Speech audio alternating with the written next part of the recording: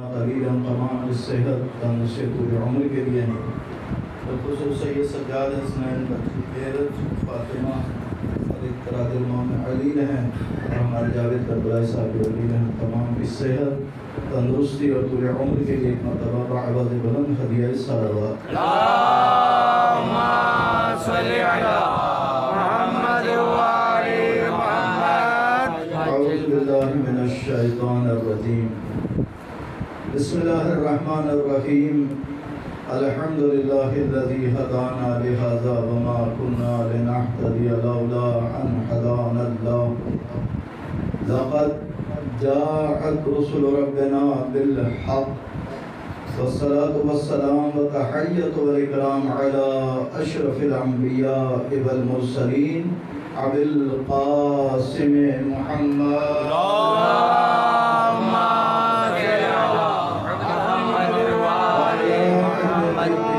الطيبين الطاهرين المعصومين المنتجبين المظلومين الذين قال في شانه إنما يريد الله ليذهب عنكم الرجس أهل البيت ويطهركم تطهيرا. اللهم صل على محمد وآل قال الله سبحانه وتعالى في محكم كتابه المبين وقوله الحق. بسم اللہ الرحمن الرحیم. وَإِذِ ابْتَلَىٰ إِبْرَاهِيمَ رَبُّهُ بِكَلِمَاتٍ فَأَتَمَّهُنَّ قَالَ إِنِّي جَاعِلُكَ لِلنَّاسِ إِمَامًا قَالَ وَمِن ذُرِّيَّتِي قَالَ لَا يَنَالُ عَهْدِي الظَّالِمِينَ. درود پڑھتے ہیں باوجود. اللہم صل علی محمد وآل محمد. پروردگار عالم کا شکر ہے کہ اس نے ہمیں اس گھرانے سے اور اس در سے وابستہ کیا کہ مودت اہل بیت کا اظہار ہم اپنے عمل سے کرتے ہیں. اگر اس گھرانے کا غم ہے تو ہم غم مناتے ہیں اور اگر اس گھرانے میں خوشی ہے تو ہم خوشی مناتے ہیں. یہ ہمارا عملی اظہار ہے. اور ظاہر بات ہے کہ کل جو دن گزرا ولادت بسعادت آپ کے میرے 11ویں امام حضرت امام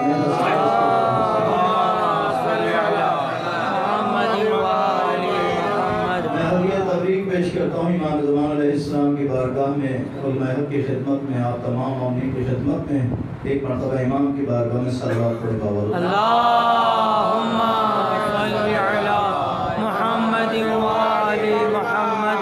اس گفتگو کے لیے میں نے سالنامہ کلام میں سورہ مبارکہ بقرہ کی 124 آیت مبارکہ جس میں خالق دو جہاں نے خالصتاً امامتی کا ذکر فرمایا ہے اور امامت کے درجات بیان کیا. خالق دو جہاں نے فرمایا کہ اس وقت کو یاد کرو جب ابراہیم کو ان کے پروردگار نے چند باتوں میں آزمایا اور وہ اس آزمائش میں پورا اترے تو خالق دو جہاں نے اعلان کیا انی جاعلک للناس اماما. ابراہیم میں تمہیں انسانوں کا امام بناتا ہوں.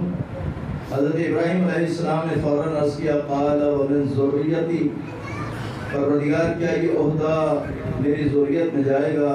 تو خالق دو جہاں نے فرمایا لا ینال عہد الظالمین، میرے اس عہدے پر ظالموں میں سے کوئی شخص بھی فائز نہیں ہو سکتا. سبحان اللہ سبحان اللہ. اس آیت مبارکہ میں خالق دو جہاں نے جو آغاز کیا ہے وہ لفظ ابتلا سے کہ اس وقت کو یاد کرو جب ابراہیم کو پروردگار عالم نے چند باتوں میں آزمایا. آزمایا اسی جاتا ہے جس کے لیے توقع ہو کہ آزمائش میں پورا اترے گا. سبحان اللہ.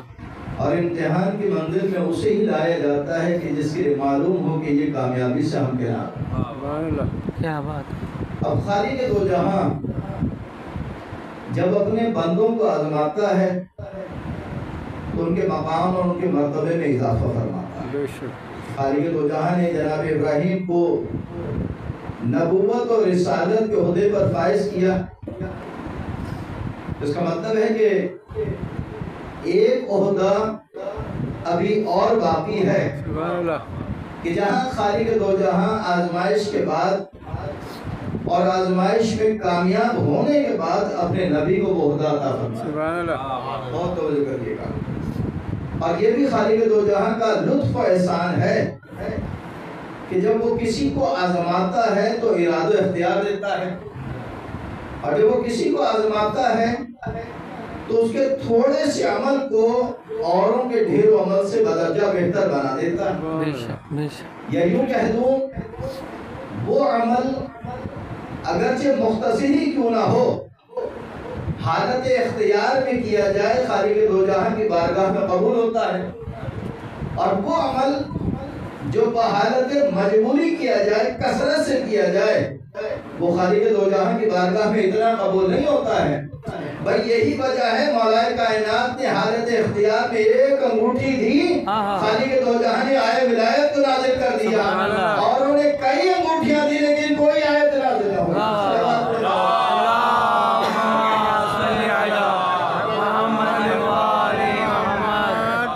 اب خالق دو جہاں نے جب جناب ابراہیم علیہ السلام کی آزمائش کی اور آزمائش میں پورا اترے تو خالق دو جہاں نے فرمایا انی جاعلک للناس اماما، میں تمہیں انسانوں کا امام بناتا ہوں. سبحان اللہ. سبحان اللہ. حضرت ابراہیم علیہ السلام نے فوراً عرض کیا پروردگار کیا یہ عہدہ میری ذریت میں جائے گا؟ میں جناب ابراہیم علیہ السلام سے عرض کروں اے اللہ کے نبی، نبوت عطا ہوئی، آپ نے کہیں پر یہ نہیں عرض کیا رب کی بارگاہ میں کیا یہ عہدہ نبوت میری ذریت میں جائے گا؟ سبحان اللہ. سبحان اللہ. آپ کو رسول بنایا گیا، آپ نے کہیں پر یہ نہیں کہا عرض کیا رب کی بارگاہ میں پروردگار کے یہ عہدہ رسالت کا میری ذریت میں جائے گا، لیکن امامت مل رہی ہے تو آپ عرض کرتے ہیں کیا یہ عہدہ امامت میری ذریت میں جائے گا؟ تو جناب ابراہیم یہ کہیں گے نبوت ملی تھی بغیر امتحان، رسالت ملی تھی بغیر امتحان، امامت یوں ہی نہیں مل رہی ہے، امامت کے لیے میں امتحان دے رہا ہوں، اور جب امامت کے لیے امتحان دے رہا ہوں تو خالق دو جہاں کی بارگاہ سے میں انعام طلب کر رہا ہوں. سبحان اللہ. دنیا کا اصول کیا ہے، دنیا کا قاعدہ کیا ہے، دنیا کی رسم کیا ہے؟ جب کوئی طالب علم امتحان کی منزل پر آتا ہے اور وہ نتیجتاً کامیاب ہو جاتا ہے، اس کے بڑے اسے کچھ انعام دیا کرتے ہیں. جناب ابراہیم علیہ السلام امتحان کی منزل پر آئے، نتیجتاً کامیاب ہوئے، امامت مل رہی ہے، اب خالق دو جہاں کی بارگاہ سے امامت طلب کر رہے ہیں، انعام طلب کر رہے ہیں. پروردگار کا یہ عہدہ امامت میری ذریت میں جائے گا. نبوت اور رسالت کے عہدے کو اس وجہ سے نہ مانگا، نبوت اور رسالت کے عہدے تمام ہونے والے تھے، امامت کے عہدے کو مانگا جو قیامت تک جانے والا. سلامات پڑھیں بابا. اللہم صلی علی محمد وآل محمد. اللہ اکبر. نعرہ رسالت. یا رسول اللہ. نعرہ حیدری. یا علی. محمد وآل محمد صلوات. اللہم صلی علی محمد وآل محمد. امامت کے عہدے کو مانگا جو قیامت تک جانے والا ہوگا. کیا بات ہے. اللہ کا شکر ہے کہ اس نے ہمیں ان ہستیوں سے وابستہ کیا بے شک بے شک. جنہیں خالق دو جہاں نے بنایا.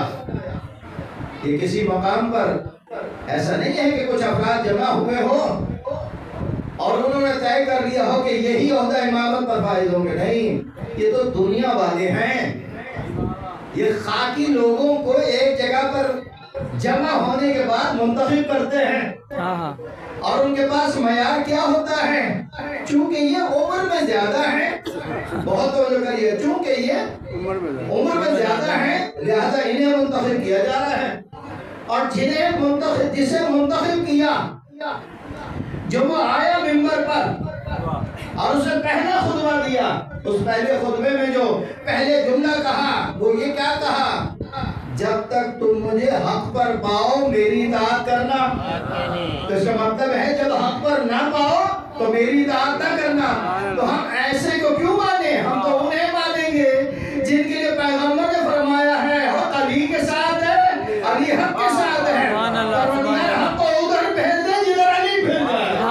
صلوات پڑھیں بابا.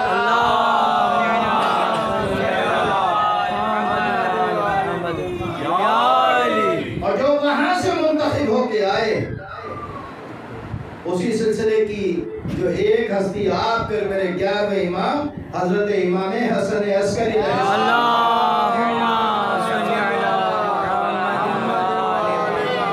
جن کا نامی حسن الخبات سراج الہادی عسکری، بہت توجہ کریے گا، یہ وہ ہستیاں ہیں جن کے طہارت کی گواہی پروردگار عالم نے طہارت کو بیان کیا قرآن مجید میں، یطہرکم تطہیرا، جن کی زندگی کا ایک ایک لمحہ مشیت الہی کے تحت بسر ہو۔ بہت توجہ کریے گا، یہی وجہ ہے ابو ہاشم کہتے ہیں ایک روز میں امام علیہ السلام کی خدمت میں حاضر ہوا، امام علیہ السلام کچھ تحریر کر رہے تھے قلم سے کاغذ پر، اور جب نماز کا وقت ہو گیا امام نے قلم چھوڑا، کاغذ چھوڑا اور مصلی عبادت پر آ گئے۔ ابو ہاشم کہتے ہیں کہ میں نے دیکھا کہ قلم تحریر کو جاری کیے ہوئے تھا اور خود بخود چل رہا تھا۔ سبحان اللہ سبحان اللہ، قلم تحریر کو جاری کیے ہوئے تھا اور کاغذ پر خود بخود چل رہا تھا۔ کیا بات ہے، محترم جو وہاں سے منتخب ہو کے آئے، سبحان اللہ سبحان اللہ، پروردگار عالم ان کی فضیلت کو اسی طرح ظاہر کرتا ہے۔ یہی وجہ ہے کہ جب جناب زہرا چکی چلا رہی ہیں اور نماز کا وقت ہو جاتا ہے، عبادت الہی میں مصروف ہو جاتی ہیں، تو چکی خود بخود چل رہی ہوتی ہے۔ تو پیغمبر نے فرمایا کہ جب فاطمہ عبادت میں مصروف ہو تو پروردگار عالم نے ایک فرشتے کو منتخب کر دیا ہے، مقرر کر دیا ہے، جب تک فاطمہ عبادت الہی میں مصروف رہے چکی خود بخود چلتی رہے۔ صلوات پڑھیں بابا۔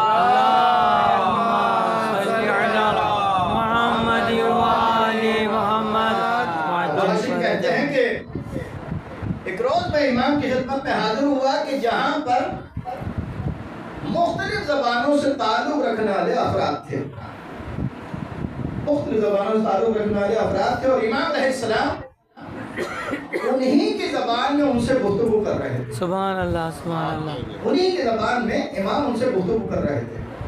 میں حیران رہ گیا۔ تو ایک مرتبہ امام نے فرمایا ابو ہاشم ہم زمین پر اللہ کی حجت ہیں،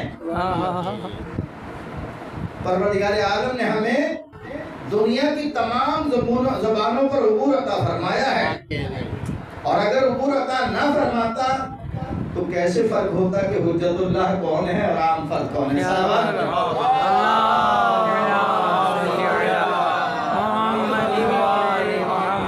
ابو ہاشم کہتے ہیں کہ ایک روز میں امام کی خدمت میں حاضر ہوا، میں نے سوال کیا امام سے کہ فرزند رسول اللہ نے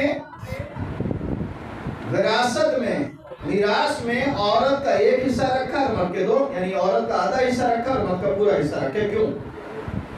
امام نے فرمایا اللہ نے عورت پر جہاد فرض نہیں کیا ہے، اور نہ ہی اس کا نان و نفقہ مرد کے سپرد ہے، لہذا اللہ نے عورت کا آدھا حصہ رکھا ہے اور مرد کا پورا حصہ رکھا ہے۔ ایک مرتبہ امام نے ابو ہاشم کہتے ہیں کہ امام نے وہی جواب دیا جو ابن العوجہ نے چھٹے امام حضرت امام جعفر صادق علیہ السلام کہتے ہیں امام میری جانب متوجہ ہوئے اور فرمایا کہ جو ہمارے اول نے کہا ہے وہی ہمارے اوسط نے کہا، سبحان اللہ، اور جو ہمارے اوسط نے کہا ہے وہی ہمارے آخر نے کہا۔ امام نے فرمایا ہم ائمہ علم میں برابر ہیں، لیکن رسول اللہ کو امیر المومنین کو ہم پر فضیلت بزرگی کے وجہ سے حاصل ہے۔ صلوات پڑھیں بابا۔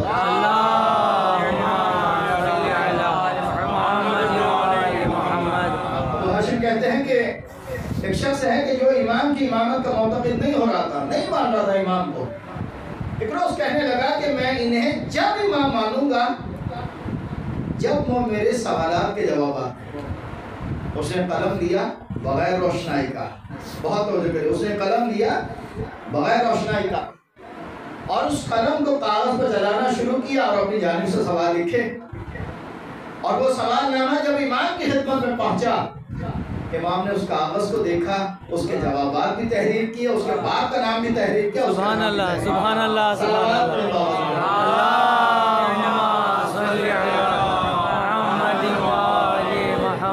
حیران رہ گیا اور امام کی امامت کا قائل ہو گیا۔ سمجھے گا۔ علی بن حسن نسابور کہتے ہیں کہ امام حسن عسکری علیہ السلام کا دور ہے اور قحط پڑا ہوا ہے، اور ایسے میں خلیفہ وقت نے اپنی رعایا سے کہا کہ نماز استسقاء ادا کی جائے۔ نماز استسقاء ادا کی گئی، لیکن پروردگار عالم نے قحط کو باقی رکھا، بارہ رحمت کا نزول نہ ہو۔ لوگ پریشان تھے۔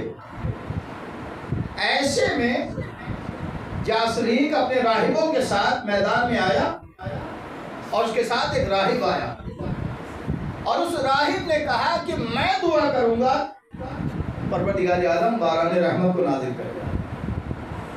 ایک مرتبہ علی بن حسن نسابور کہتے ہیں کہ وہ راہب زیر آسمان آیا اور اس نے دعا کے لیے ہاتھ بلند کیے، اور جیسے ہی دعا کے لیے ہاتھ بلند کیے باران رحمت کا نزول شروع ہو گیا۔ بادل آئے اور باران رحمت کا نزول شروع ہو گیا۔ کئی مرتبہ اس نے ایسا کیا۔ ایسے میں لوگ بہکنے لگے کہ ہم کلمہ گو ہیں، کلمہ پڑھنے والے ہیں، زیر آسمان آتے ہیں، پروردگار عالم باران رحمت کو نازل نہیں فرماتا ہے، اور یہ راہب نصرانی آتا ہے زیر آسمان اور آنے کے بعد اپنے ہاتھوں کو بلند کرتا ہے، پروردگار عالم نزول رحمت فرماتا ہے۔ تو بہکنے لگے۔ تو ایک مرتبہ امام حسن عسکری علیہ السلام کے خادم خاص نے امام تک یہ واقعہ بیان کیا۔ امام نے فرمایا کہ وقت مقرر کیا جائے، لوگوں کو مقرر کیا جائے، لوگوں کو جمع کیا جائے، اور خلیفہ وقت بھی آئے۔ اب جیسے ہی لوگ جمع ہوئے اور وہ راہب بھی آیا، تو ایک مرتبہ امام نے اپنے غلام خاص سے کہا کہ اس کے قریب جاؤ، اور اس نے اپنی انگلیوں کے درمیان جو چیز چھپا رکھی ہے اسے چھین کر لے گیا۔ علی بن حسن نسابور کہتے ہیں کہ وہ غلام گیا اور اس کی انگلیوں کے درمیان جو ایک ہڈی تھی نبی کے جسم کی وہ چھین کر لایا۔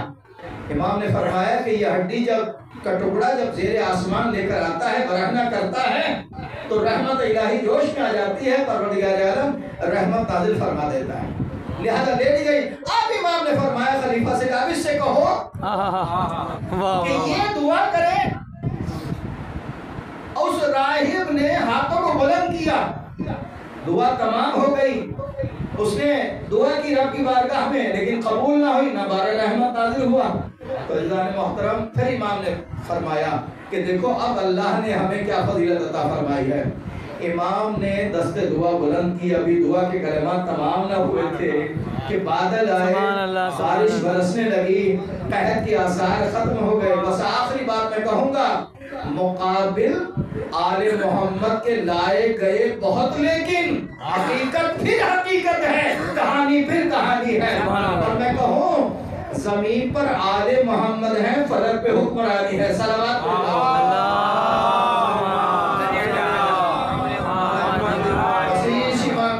دے کر میں رب کی بارگاہ میں دعا کرتا ہوں کہ پروردگار تجھے تیری ذات والا صفات کا واسطہ، تمام رحمتوں اور تمام برکتوں اور تمام عنایات کا واسطہ، خداوندہ جو جوشن دعائے جوشن صغیر پڑھی گئی، خداوندہ اس کی تمام برکتوں کا واسطہ، دعائے توسل کی تمام برکتوں کا واسطہ، اس ذکر کی تمام برکتوں کا واسطہ، خداوندہ واسطہ حضرت امام حسن عسکری علیہ السلام کا واسطہ، دنیا میں جہاں جہاں مومنین آباد اور سب کی جان مال عزت و آبرو کی حفاظت فرما، خداوندہ یہاں پر اپنی رحمت نازل فرما، یہاں پر اپنی برکت نازل فرما، خداوندہ ہمارے اس عمل کو اپنی بارگاہ میں قبول و منظور فرما، خداوندہ علماء حق کا سایہ ہم پر قائم و دائم فرما، ہمارے جو بچے تعلیم حاصل کریں تمام کو کامیابی و کامرانی عطا فرما، خداوندہ امام علیہ السلام کے صدقے میں ہماری جملہ دعاؤں کو اپنی بارگاہ میں قبول و منظور فرما، ہماری پریشانی کو دور فرما، دنیا میں جہاں جہاں ظلم اور ظلم کا خاتمہ فرما، مظلومین کی مدد فرما، خداوندہ ہمارے برادر محترم علی جناب سید صالح النقوی صاحب ان کے فرزندان ان کے اہل خانہ کی توفیقات میں اور اضافہ فرما، ان کی اس خدمت کو اپنی بارگاہ میں قبول و منظور فرما، ان کے مرحومین کے درجات بلند فرما، امام زمان علیہ السلام کے قلب ناظرین کو ہم سے راضی خوش فرما، اور خداوندہ اس عمل کے انعقاد میں ہمارے جو برادران یہاں پر کوششیں کرتے ہیں تمام شرکت کے دے، خداوندہ سب کی خدمات کو اور شرکت کو اپنی بارگاہ میں قبول و منظور فرما، امام زمان علیہ السلام کے ظہور میں تعجیل فرما۔